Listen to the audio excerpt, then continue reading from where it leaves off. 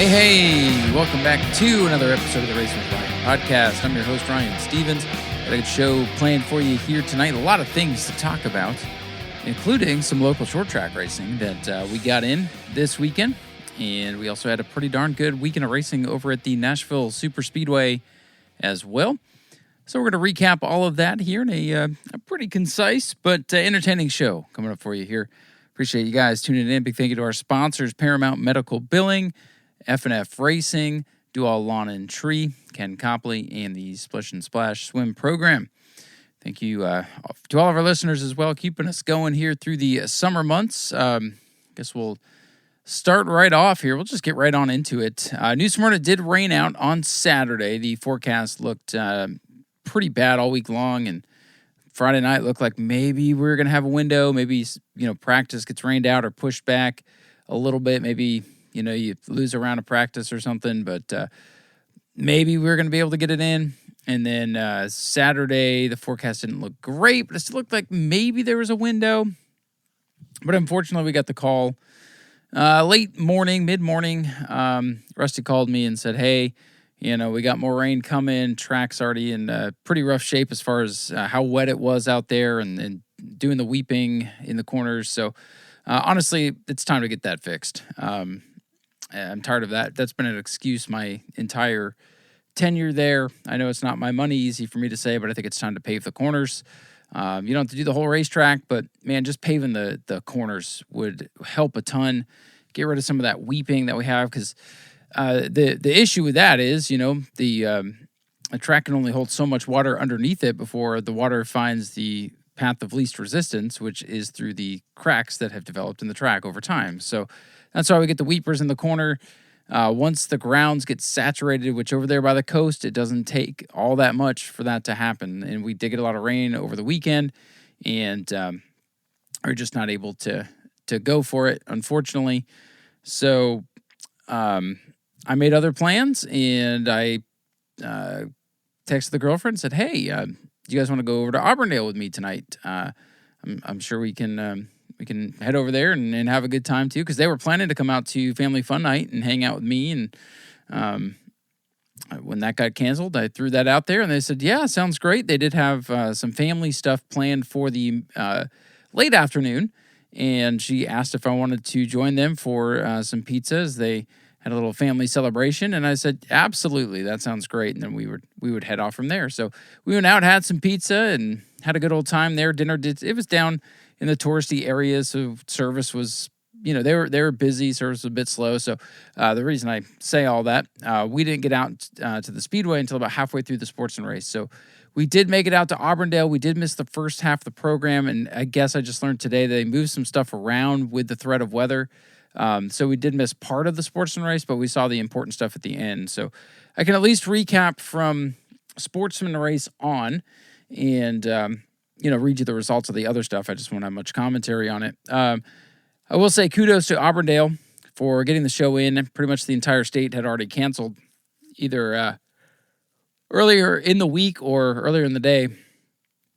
They stuck it out and got lucky. I mean, the weather was around, but it didn't affect the racetrack. And, sometimes, there's that one storm that comes through and gets you, and sometimes it just misses you. Because I will say, when we were driving down there, we drove into a pretty nasty storm, and I kept checking my phone and Facebook safely, of course. I had a bunch of special people in the car, so wanted to be safe about it, but kept checking for updates, and there was nothing that said the event wasn't still happening. So we kept pushing through. We got there. Appreciate Matt and Steve for having us out there, letting us be a part of their great program. It's been a minute since we've been out to Auburndale. We wanted to go a couple of months ago, and it rained, or it was canceled. So we finally made it out there. Took the girlfriend and her kids to a new racetrack to check off the Florida bucket list, and had a good time. So let's jump on into the results from Auburndale. And I'm just going to read straight from there, my Race Pass results page here. They start with the Mod Minis. Great field of 12. I haven't seen that many Mod Minis since the Simons Memorial. So I'll take that. Mod Minis it's a different kind of show. And this race definitely was wild. They had a big caution near, I think it was a lap 9 or 10 mark, And there was a car that blew up. Oh, excuse me. I went to a concert last night and got home late, so I'm feeling it here. So I've got my coffee. Hopefully once we get into the show, I'll get warmed up here. Coffee, so good. Keeps me going. Dean Buttram blew a motor going into turn one. A bunch of cars spun behind him, but then on the back straightaway, I didn't see exactly what triggered this, but Rochelle Rudolph was leading, and she got tagged. I think Matt said this on the hot mic, so I'll go with it. It looked like the 50 of Dave McKeag got into the back of her and triggered a big wreck on the back straightaway. I think, who was it? Was it Thomas Braswell who was almost upside down on the back straightaway? Somebody went flying through the air. It was a nasty wreck for a mod mini race, that's for sure. Jeff Firestone went into the wall, head on. It was some wild stuff. This was a wild mod mini race, but when the dust settled, to be none other than Brandon Morris, one of the best drivers at the Auburndale Speedway, no matter what you put him in. He did win the mod mini race over Dave McKeag. Jason Rundell was third. Fourth was Brandon Davis. And then Jay Zolciak would round out the top five. In sixth was Thomas Braswell. Jeff Firestone in the 93 was seventh. Eighth for Carson Holt.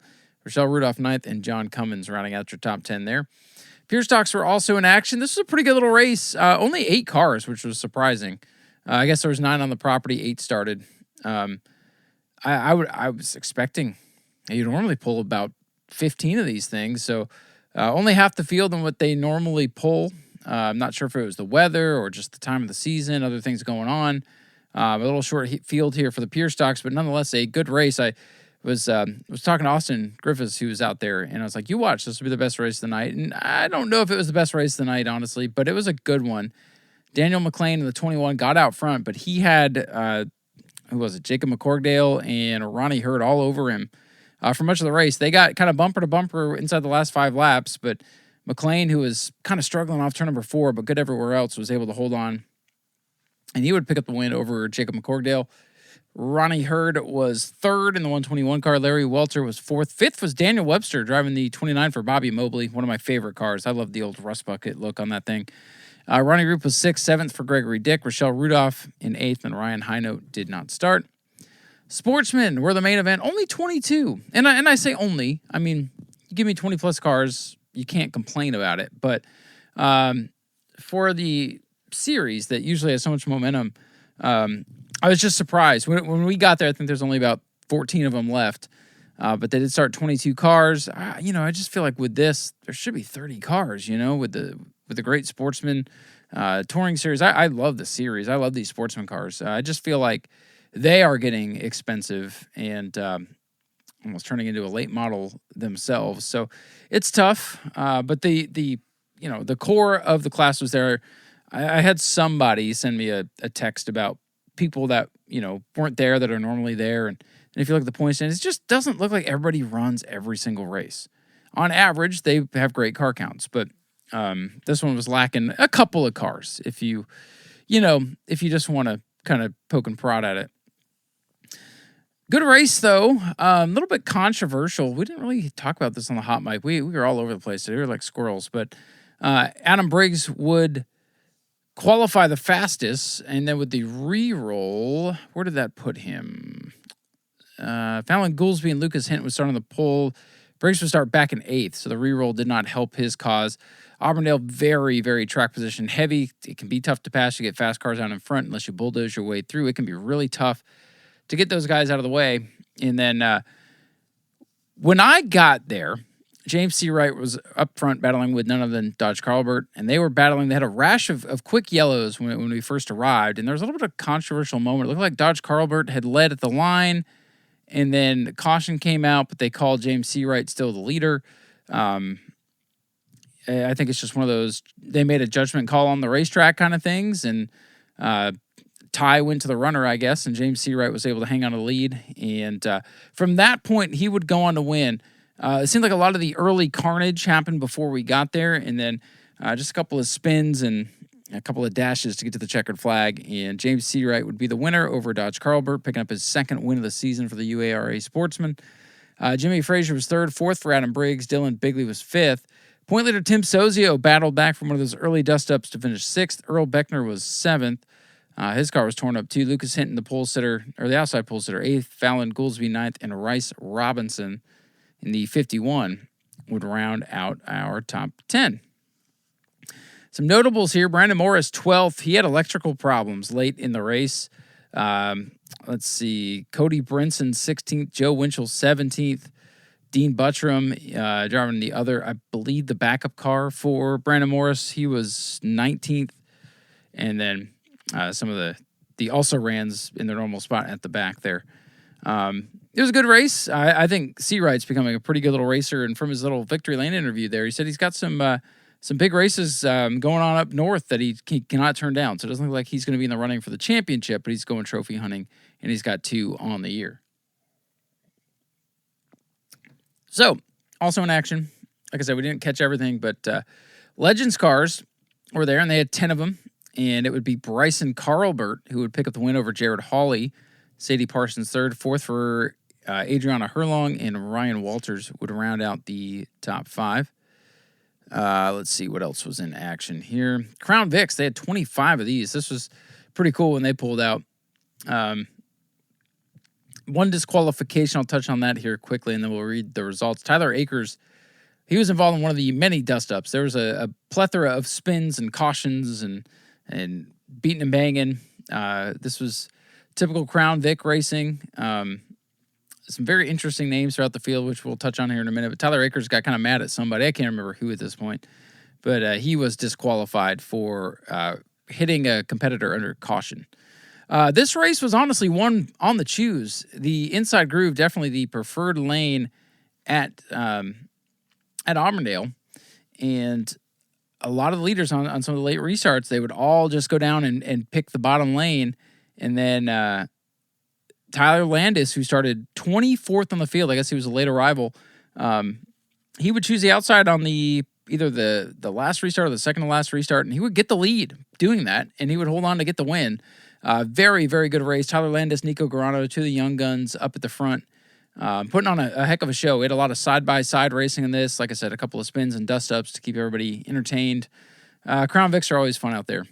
But Tyler Landis, like I said, using the choose to his advantage, takes the lead late on the outside and goes on to win it. Nico Garano was second. Third was Michael Fuller. Chris Rummel was fourth. LJ Grimm fifth. Gage Osteen was sixth. Seventh for Sadie Parsons. Levi Parsons was eighth. Ninth for Clay Cruz, who was stuck deep in the field for much of the race. I think he even was one of the cautions at one point, but he battled back to ninth. Kelly Ducher was in the 10th position. Some notables, and I say notables because you'll hear these names and recognize them from other classes. Bray Holmes, that's not Bray Holmes. Bray Holmes was in this race. Rice Robinson was in the 81X. He was 15th. Ronnie Roop, 16th. Sean Bailey struggled back in 17th. Jimmy Frazier and Kyle K. Sportsman drivers were out there. Roger Blevins was out there. Larry Welter was out there. He was 22nd. Bray Holmes, there he is. I knew he was in the race. He was 23rd.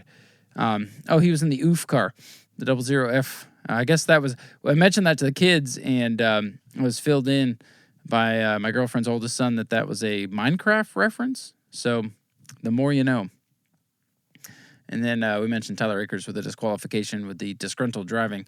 Bandoleros were also in action. They had a pretty big wreck in this one with, I think it was Preston Bailey's car and Jace Rutherford, I believe, that got together, and Peyton Bailey hit the wall really hard, destroyed that car. But Keegan Chance would win the Bandolero feature over Joseph Weiss. Kelly Kirby, Rocco Garano, and Peyton Bailey would finish in fifth. That was regular Bandolero. Beginner Bandolero was won by Leighton Parsons, Lane Craig, Kane Skinner, Riley Kirby, Bryson Inman, the top 5 there. Rookie Crown Vics were in action. They had 13 of these, and I don't really know much about this race, but Tyler Frazier was the winner over Lily Farmery, Donald Criswell, Megan Day, and Tommy Brown. So that was the night at the Auburndale Speedway. It was fun to be back, just kind of win as a fan. Like I said, we got there about halfway through the Sportsman race, settled into the end of that one. It was fun to see a Sportsman race. I haven't watched that series in a long time in person. I haven't been to Auburndale in a long time in person. And it was fun to go out there with my girlfriend and her kids. It was a great experience. Had a good time. Glad we made it. Glad the rain didn't follow us to the track. And glad we got some local short track racing in despite all of the weather cancellations from this weekend. So that was our little local spotlight here this weekend. Next weekend, I will be at New Smyrna, but it'll be for the Dixie Shootout Series quarter midget event. They'll have 100-plus cars, maybe even close to 200-plus cars out there. It's an event that starts early in the morning, probably be about 8:30 before we get going, and will run throughout the evening until it's done. It's free to come out and watch. It is the future of racing, so that's what we're doing at New Smyrna. That's where I'll be calling the action this weekend. And in 2 weeks, we do have the War on 44 coming up. I already have a couple of registrations. Appreciate the couple of drivers that have signed up for that already.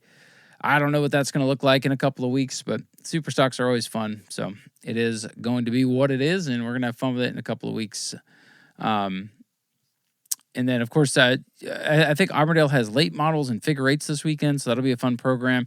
If you're looking for stuff to do on the stock car side, Showtime has late models and sprint cars, so it's kind of, if you want to go half an hour one way or the other, depending on what you like, you've got options there. The coffee is definitely helping. So, yeah, that's what I got for local stuff. So let's pop on over to the NASCAR side of things. NASCAR is in Nashville. I really do like the Nashville Super Speedway. Mile and a third concrete track. It's like a mile and a half, but it's not. It's almost like Dover had a baby with a mile and a half track, and the concrete was the dominant gene. So what a terrible analogy that was. But anyway, this is a fun race. It got started late on Sunday. First of all, I'll go back to Friday. Really good truck race, where Lane Riggs would chase down Raja Caruth on the final lap and pass him for the win. And then in Xfinity, Justin Allgaier would do Justin Allgaier things. It's funny how everybody complains on the Cup side, oh, Toyota wins, they must be cheating, Toyota wins, they win everything, NASCAR's giving them an advantage. But then when the Chevrolet dominates Xfinity, oh, Junior Motorsports and Hendrick, they're got to be cheating. I mean, that's just the rhetoric on Facebook. Anytime, somebody's doing well, oh, they got to be cheating. They're cheating. It's so funny. It's like the blatant Toyota disrespect comes out on the Cup side, and then the Hendrick Dale Jr. disrespect and hate comes out on the Xfinity side. It's just all about who's winning. So found that to be interesting. But over to the Cup race on Sunday evening. This race was supposed to start about 6:30, 7 o'clock, and to be honest with you, I had company over Sunday night with the girlfriend and her kids, and we were all having a good time. And I was like, oh yeah, the race is going on. But it's nice, like now that Amazon Prime's in its second year and I know how to work it, like I don't have to start the race. It's just like my DVR. I could turn on Amazon Prime halfway through the race, and I could start it from the beginning and fast forward through whatever I wanted to try to catch up. So I wasn't too worried about it. I mean, it was a Sunday night. We were hanging out, having a good time, and kids were all having fun. And but then I learned that the race hadn't started yet, and it was creeping in on 8 o'clock, and the night was winding down, but people weren't ready to leave yet. So we were kind of settled in, and I had heard the race was just about to start. So I did take over the TV and said, all right, I'm gonna turn the race on now. And we watched about the first stage all together, and I'll tell you, everybody was still having a good old time. At one point, something had happened on the racetrack. I think it was the Zilich blown rotor, and we were all just sitting on the couch. Oh man, he destroyed that thing. I think it was a tire. And I'm like, no, I think that was brakes. And then the broadcast like, no, it's a tire. And then we were all just trying to figure out what happened and like all interacting in this same moment. And there's like, to some, it would seem like chaos because everybody's talking. The girls are playing together. We got the twins and my daughter playing together. And we got us all sitting on the couch figuring out what just happened and how this guy destroyed his car. And I was like, you know what? To some, maybe that's too much noise and chaos. But to me, I'm just like, man, this is fun. Having all these people over here just winding down a Sunday evening. And everybody's just sitting here. We're watching this race. Whatever happens, it's a good night. And then obviously the night wore on and my girlfriend and her kids got ready to leave. And my daughter was overtired and she was kind of getting cranky. So I did pause this race at one point, got a little bit behind after one of the stages finished. And I had to catch back up. And I had people texting me I was talking to my buddy Steven, who's moved out of town. And we were chit-chatting back and forth because he was able to watch the race. And he was maybe 10 minutes ahead of me because of, me pausing for bedtime. And I don't know, at one point he's like, "Oh, we got to spin," and then I was like, "Oh, I got to stop looking at my phone again." And then I was able to catch back up and watch the race to its conclusion. And I got to tell you, this was a fun race all the way through. A lot of action, most lead changes in Nashville history with 31. I'm a lead change guy. I'm a stats guy. I know a lot of the lead changes were due to cautions and pit cycles and this and that, but I like lead changes. I like not knowing. This race kind of got started off in an interesting fashion because Denny Hamlin, the pole sitter, jumped the initial start and went to the back, got a lap down, spent much of the race working his way back up into track position, and finally got there for the end of the third stage, so you couldn't count him out, obviously. But really, the action started. They went the first 36 laps clean and green, then they had the competition caution. And then the first major incident of the day, Connor Zilic had a rotor blow on his car, and he would hit the wall. Another last-place finish for the rookies, just having a tough year. And then it would be Ross Chastain, who would pop the wall with the same issue, team car, to Zilic. Ross and Zilic both had blown rotors, taking them out. Ross Chastain, I believe his season is pretty much over at this point. And Ryan Preece would also suffer an issue in this with Ross Chastain's blown motor. He got a piece of Chastain's rotor through the front of his car, and it took him out of the contest in 36. So Preece, he would really like his 25 points back that he's not going to get. Stage one was exciting at the end of it. AJ Allmendinger, believe it or not, able to hold off Kyle Larson for the stage win. So, you know, that was big for him. But then, unfortunately, about 70 laps later, he'd be involved in a wreck when he would have a rotor issue and he would hit the wall. Then about 20 laps later, another big crash. Brad Keselowski got caught up. There's a stack up coming off turn number 4. Austin Dillon gets in the back of Keselowski. He tags Austin Cindric and spins him around, and we got a melee on the front straightaway. And I'm trying to think what other wrecks were there. I think there's a couple of other dust-ups, including a pretty big one coming to the checkered flag. So this was a wild race. Let me just look at some of the other guys that were crashed out. Yes, there was the big crash with Bubba Wallace, who got caught up in a wreck with Alex Bowman and Josh Berry. That was around lap 203. So the middle portion of the race had a lot of cautions kind of happening every 10 to 20 laps. So there was a lot of cautions in the race. And then the third stage kind of played out like a traditional race, but Zane Smith was trying to stretch it on fuel and trying to win the race, but the leaders, they would all pit and eventually chase him down, and it looked like Christopher Bell was going to be on his way to victory, but we did have a caution late. Accident in turn 4, as All Racing Reference says, and I'm trying to remember. I can't remember who it was. Lap 289. Who was out at lap 289? Chris Buescher. Okay, Chris Buescher had an accident, and that set up a late race dash to the checkers. Oh, by the way, because I've gotten ahead of myself, Daniel Suarez won stage number 2. So this is what usually happens. When drivers I don't like in the Coke 600, the drivers I don't like were winning the stages, and then the driver I do like won the race. So tonight, kind of surprises in the stages with Allmendinger winning one and Suarez winning one. So, of course, I was likely going to be disappointed at the end of the race. And honestly, this race was so good, I wasn't disappointed, but the one guy I really didn't want to win the race was who ended up winning. But to get us to that point, we had to restart with about 4 to go. Christopher Bell had been dominating for the most part. Even though, it doesn't say he was leading a bunch of laps because we had some strategy mixed in there with Zane Smith trying to stretch fuel.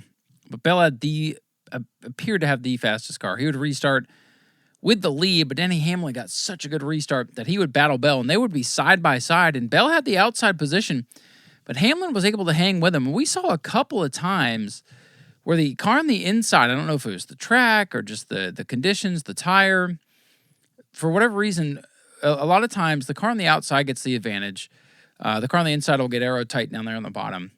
But Hamlin was able to stay with Bell. They were side by side. Every time it looked like Bell would get clear, Hamlin would just be close enough to make another charge. And they basically got side by side coming to the white flag. And here comes Chase Briscoe with the head of steam. He was back in third. He closed in on these guys. They went 3 wide into turn 1. Bell sends it in there in the middle and couldn't make it stick. Hamlin, therefore, gets clear and sails to victory. And I think Bell being in the middle, 3 wide, was probably what killed him. And I think being in that position, he just kind of misjudged his speed, knowing that he would need to stay to Hamlin's outside to still have a chance. And I think he just overcooked it, and he had air flowing off cars on his inside and cars on his outside, and I think it just, with the combination of the aero effects being 3 wide middle, which is never a good thing, and then overdriving the corner just kind of sealed the deal, and Hamlin was able to come all the way back and win this race. Remember, started on pole, black flagged early for jumping the initial start, and leads the final lap in thrilling fashion. That restart at the end there was thrilling. There was enough cautions to keep the caution enthusiasts happy. There was enough restarts to keep those people happy, enough lead changes to keep you wondering, enough strategy going on to keep you interested. So I definitely enjoyed this one. Probably one of my favorite races to watch at Nashville. We've seen some interesting ones. We had and it seems like every time we leave Nashville, there's a reason to talk about changing something. Because a couple of years ago, it was the Nashville race where they had the green-white checkers that I think we were on green-white checker for an hour and a half before the race was finished, which was just absolutely insane. But again, it's never happened before. It's never happened since. It was an anomaly. It was an outlier. But it was, get rid of the green-white checkers. Get rid of double file restarts. Get rid of, because we have an anomaly, and then we all freak out. Look, this was a long race. It took about 4 hours to get through it, which I don't mind because it was good the whole time. It wasn't like watching 4 hours of Follow the Leader at Pocono. This was like it was a long race.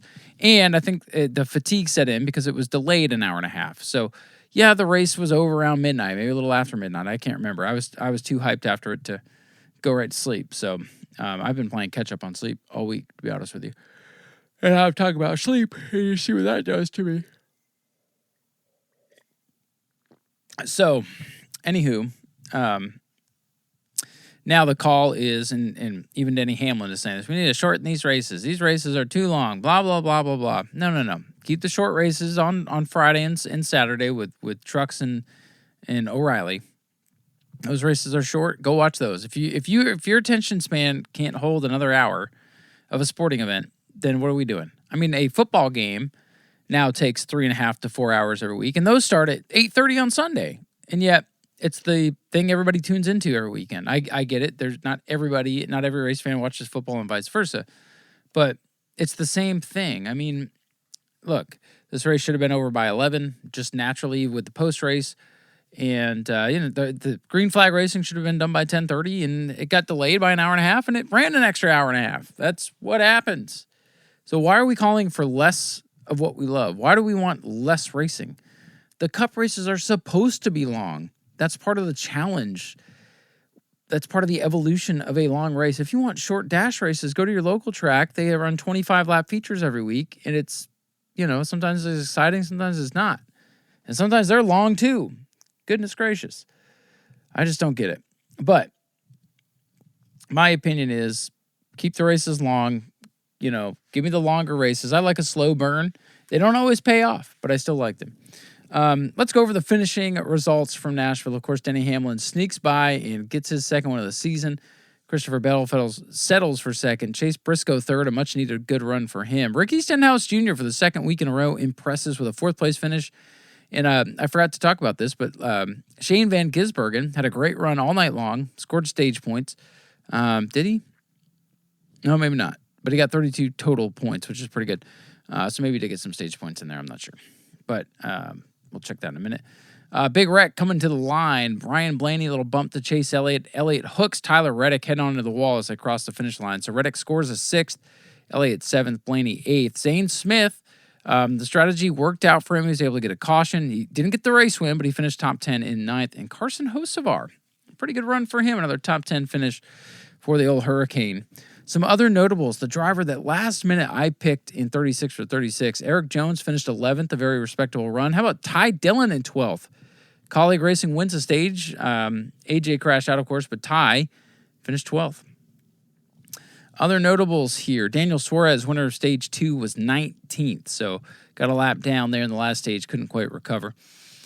Let's see, Kyle Larson, 23rd, got a flat tire late, spun out. They did not throw a caution for that. If you're wondering what all that smoke was on the last couple laps, it was Larson basically spinning out, trying to come to pit road with a flat tire. Austin Cindric caught up in a wreck. He was a championship notable. He was 26th. Austin Hill, of course, in the unfortunate substitute role, he was 27th. Chris Buescher, 29th. William Byron, 30th. He continues to struggle. Byron, we might be on watch with him here. Same with Bubba Wallace, who is 32nd. The segment of the 16 coming up here in just a minute is going to be interesting. Brad Keselowski, 34th. Ryan Preece, 36th. Ross Chastain, 37th. And we touched on Connor Zilic, the rookie, with another last-placed finish. And then checking the finishes for the first two stages, no, Shane Van Gisbergen did not get stage points. So unlike Charlotte a week ago where he got a bunch of stage points, didn't get the top 10 this week, no stage points, but a top 5. So things are balancing out and looking well. So speaking of the 16, let's head on over, take a look at the point standings now after this weekend's race. Of course, Tyler Reddick still on top of the standings by now, just 97. Denny Hamlin creeping back into the picture here, folks, with that second win of the season. Ryan Blaney down 174 in third. Chase Elliott is 197 back in fourth. Fifth is Ty Gibbs, 208 points back. So Reddit is crushing the top 5 by over 200 points. Pretty crazy. Kyle Larson, 6th. I mean, he's pretty lucky he's still where he's at. He's had a couple of mediocre runs in a row, but he's done enough this year. He's the highest driver without a win in the standings. 6th. Bell is 7th. Chris Buescher's 8th. Carson Hocevar, he's got that win from Talladega, continues to be 9th in the standings. And in 10th, still Daniel Suarez. He's continuing to have a very solid year in that 7 car. Of course, the Coca-Cola 600 win really is going to help propel him. William Byron with another rough outing. Still no wins on the year. He's 11th in points, but 11th is okay. It's okay, but it's not great. Shane Van Gisbergen with that top 5 run. Here's a driver, kind of surprising some folks. Of course, he's got the win at Watkins Glen, where people expect him to win. But a top 5 and almost, top 5 run at Nashville and almost a top 5 at Charlotte. He's 12th in points. So he's sitting comfortable. Now we start getting into the bubble guys. Brad Keselowski now is 13th after getting crashed. Chase Briscoe, welcome back to the 16 with his third place run. He is now 14th in the standings, 314 points behind the leader. Bubba Wallace with his crash is now 15th in the standings. A couple weeks ago, he was like 6th, 7th, 8th, and I was in here, and I'm like, guys, sorry, all the Bubba haters, he's going to make it. Well, now he's almost literally on the bubble. And he's 319 points out of the point lead from his teammate, Tyler Reddick. So, boy, it's slipping for Bubba, and he's on bubble watch now. On the bubble, though, is Austin Cindric. He's lucky. He was caught up in that Brad Keselowski and Austin Dillon incident on the front straightaway, which, yeah, that was a racing deal in my opinion, if you wanted to know. Cindric, though, able to hang on. He now holds the final spot in the championship play, or the chase standings, as the top 16 race for the championship in the final 10 races. They're locked in. Cindric now is the final spot by 2 points over Ryan Preece. Of course, Preece lost his appeal, doesn't get his 25 points back, so his bet is made. And I think for the first time this season, he is out as they run right now. Back in 18th, Joey Logano is just 9 points out. Logano's been, like an afterthought all year, but he's 18th in points and only 9 out. Don't sleep on Penske going on a summer run and getting Logano in the top 16. Is he a championship threat this year? No, I don't believe so. He can't use the playoff format to propel him up through the rounds. He's going to have to do it on points. He needs a bunch more. He's 360 out of the lead and 9 out of the top 16. Then 22 points behind Joey Logano is Michael McDowell in 19th, and Zane Smith with that respectable top 10 run is just 3 points behind McDowell. So guys like McDowell and Smith, they're in bubble watch zone, but they have work to do. They're going to need more top 5s, top 10s on a regular basis. Some guys to talk about here. AJ Allmendinger, boy, he was in line to have a good day. That crash really took him out. He was up around 20th in points. He drops back. NASCAR has removed the gained and lost spots feature from their website because they can't ever seem to get it right, which is unfortunate for a kind of recap like this. Other notables, of course, I got to go talk about Ross Chastain, who has unbelievably slipped now to 26th in the standings. This was a driver that most people had pegged in the championship race for sure. And now I am at this point going to put him on red alert and say, unless he wins 2 or 3 races before, we get to Daytona, I don't think Ross has a chance, man. And it's really unfortunate to be sitting here talking about my driver in 26th in the standings. I would expect him to be no worse than 15th. And he's 26th and fading fast. 418 points out of the lead, which, of course, is not his big worry. But when we go look at 16th, who has 306 points. Chastain has 239. So 67 points he's got to make up here. And that's not easy. You've got to go take a big chunk out of that every week, and that's going to be hard to do. Other drivers struggling this year, Josh Berry back in 31st in points. I'm starting to worry about his Cup future. You know, he had that win last year, got the Wood brothers in the playoffs at the time, and this year it's just been a dismal year. 31st, of course, Alex Bowman, another crash this week. Connor Zilic, 34th. I think anybody below 25th at this point, I think their season is cooked. And I really don't feel like Todd Gillen or Austin Dillon or Stenhouse have a legitimate shot to make the top 16. They'd have to go on a very surprising run at this point. So I think we are pretty much at where we're at. I think the real bubble is going to be, I think a driver to keep your eyes on is going to be Eric Jones. He seems to be running well as of late. Just missed out on the top 10 this weekend. Jones could be a surprise.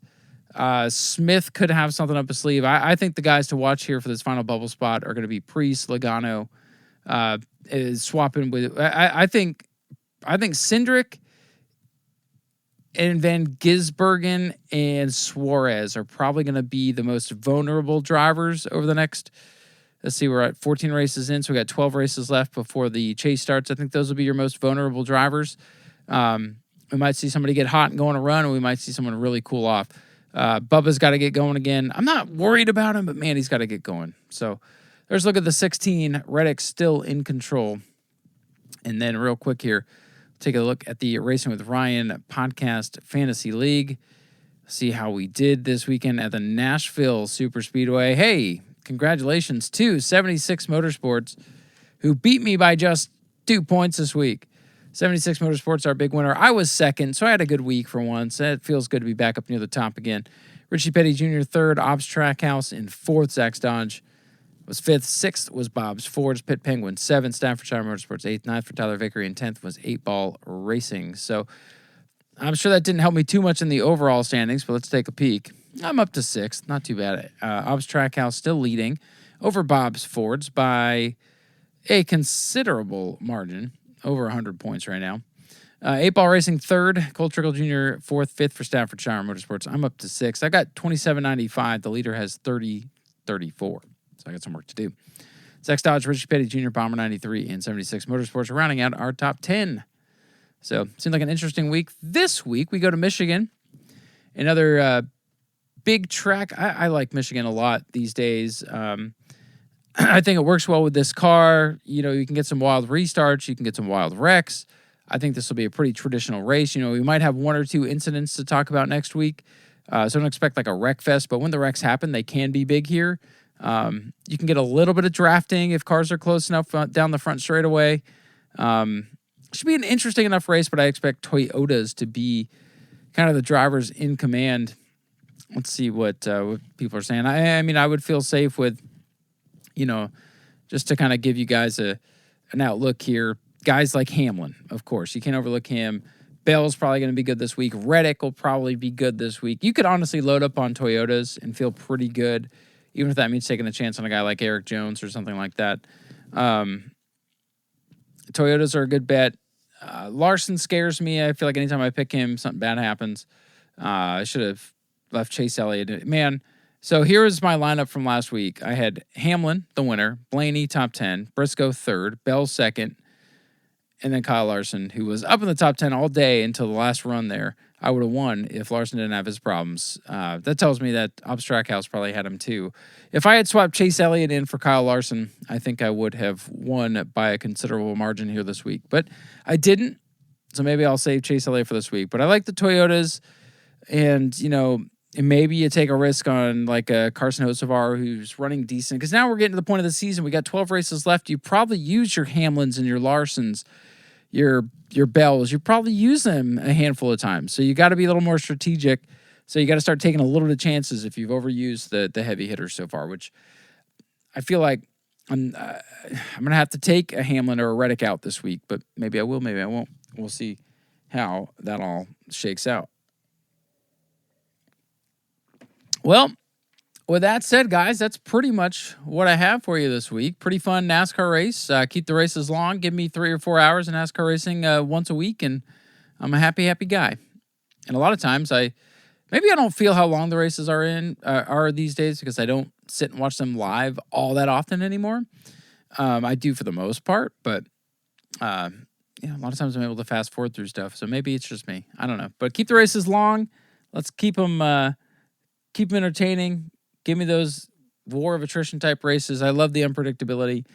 Honestly, that's what keeps me coming back to racing anyway. So anyways, thank you all for listening. Get out there, support your local short tracks here this weekend. Come out and check us out, the Dixie Shootout Series at Little New Smyrna. If you want to see the future of racing in action, it will be on display here for free.